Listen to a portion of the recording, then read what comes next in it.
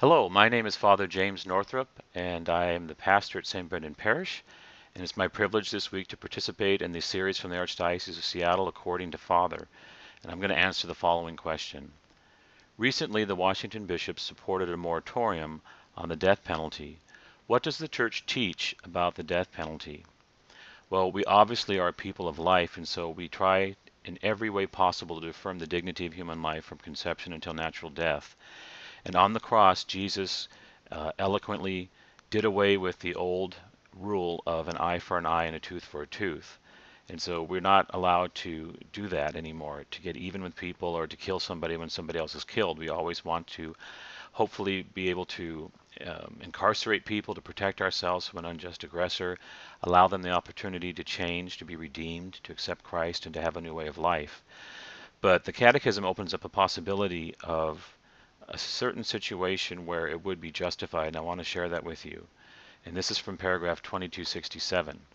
And it says, if instead of bloodless means are sufficient to defend against the aggressor and to protect the safety of persons, public authority should limit itself to such means, because they better correspond to the concrete conditions of the common good and are more in conformity to the dignity of the human person.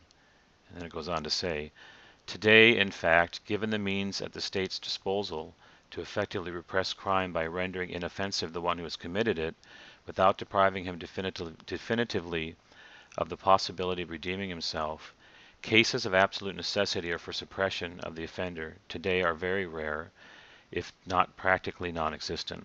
So that was added to the Catechism when Pope John Paul II issued Evangelium Vitae, the Gospel of Life.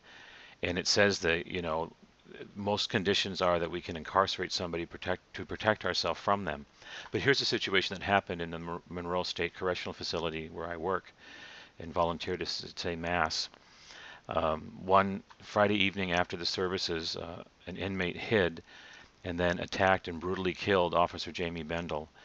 And this person was already in prison for life, a life sentence, and a dangerous man who had assaulted a couple of women and set one on fire, actually. So the prison was meant to be a place where he could be incarcerated and kept away from society. But even in there now, he's taken someone's life.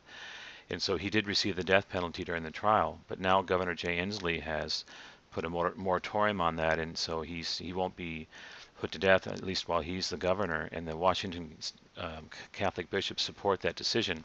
But isn't this one of those situations possibly where that clause can be put into effect, that we've already tried to protect ourselves from this person? He killed somebody in prison. It's not safe to have him there. And officers get assaulted on death row, and there's certain people that are just dangerous.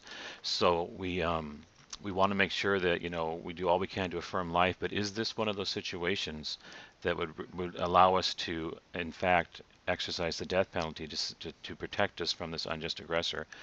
That's kind of a moral issue to toss and turn and pray about, but I kind of think it might be. I hope this has been helpful. Have a great day, and God bless you.